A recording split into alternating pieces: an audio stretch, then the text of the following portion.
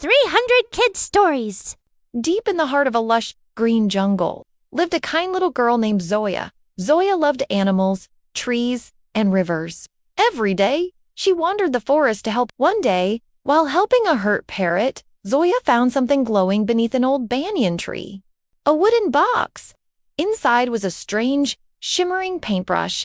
Zoya dipped the brush into the air. No paint needed. She gently painted over the parrot's wing, and it healed right before her eyes. Excited, Zoya began to explore.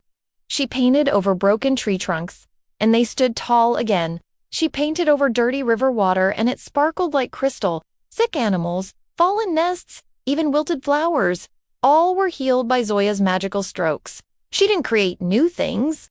She cared for what already lived in the jungle. One evening, Zoya tried to paint gold coins to help her poor village, but the brush dimmed. It lost its magic.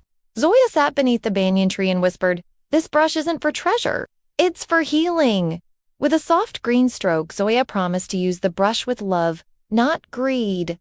The magic returned, brighter than ever. From that day on, Zoya became the guardian of the green.